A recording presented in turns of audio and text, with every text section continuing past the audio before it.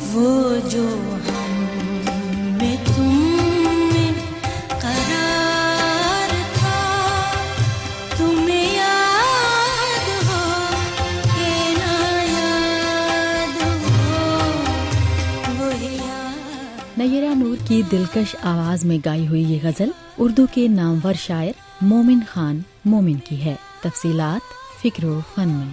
کہ نہ یاد ہو وہ جو ہم میں تم میں قرار تھا۔ تم میرے پاس ہوتے ہو گویا جب کوئی دوسرا نہیں ہوتا۔ یہ مومن کا وہ شعر ہے جس کے عوض مرزا غالب اپنا دیوان دینے کو تیار تھے۔ مومن کو اردو کا خالص غزل گو شاعر کہا جاتا ہے اور اس میدان میں اپنا ثانی نہیں رکھتے۔ اس غیرت ناہید کی ہر تان ہے دیپک، شعلہ سا لپک جائے ہے آواز تو دیکھو۔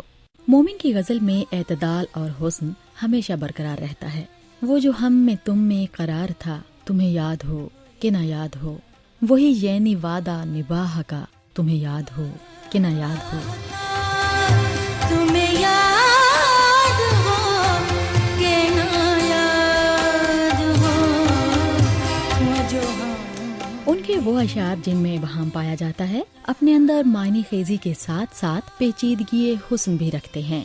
شب جو مسجد میں جا پھنسے مومن، رات کاٹی خدا خدا کر کے، اس نقش پاک سجدے نے کیا کیا کیا ذلیل، میں کوچہ رقیب میں بھی سر کے بل گیا۔ مومن کی زبان میں سادگی اور بیان میں حسن موجود ہے۔ ان کی زبان و بیان میں دلکشی ہے۔ وہ انہی صلاحیتوں کی بنا پر سادہ سے سادہ الفاظ میں بھی ایک دنیا آباد کر دیتے ہیں۔ تم میرے پاس ہوتے ہو گویا جب کوئی دوسرا نہیں ہوتا، تم ہمارے کسی طرح نہ ہوئے ورنہ دنیا میں کیا نہیں ہوتا۔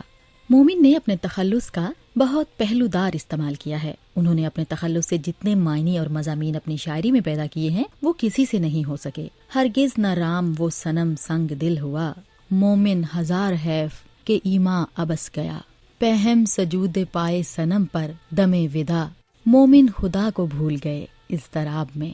مومن نے 6 مثنویاں بھی لکھی ہیں۔ کہ نہ یاد ہو وہ جو ہم میں تم میں قرار تھا۔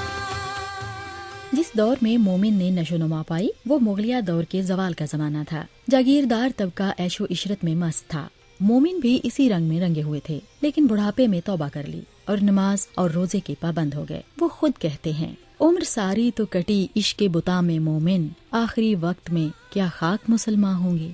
ان کا پورا نام مومن خان اور مومن تخلص تھا۔ مومن چونکہ کشمیری تھے اس لیے کشمیر کا حسن بھی خوب عطا ہوا تھا۔ شاعری کا انہیں بچپن ہی سے شوق تھا۔ شروع میں وہ اپنا کلام شاہ نصیر کو دکھایا کرتے تھے، لیکن جلد ہی مہارت حاصل کر لی اور صاحب طرز شاعر بن گئے۔ مومن ذوق اور غالب کے ہم عصر تھے۔ وہ نجومی بھی تھے۔ انہوں نے اپنے یوم وفات کی پیشین گوئی بھی کی اور دست و بازو ٹوٹنے کا ذکر کیا۔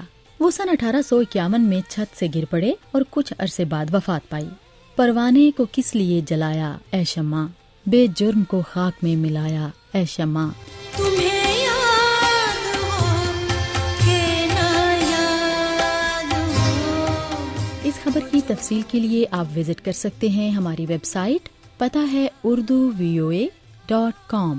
Sadia Asad, Urdu VOA، Washington.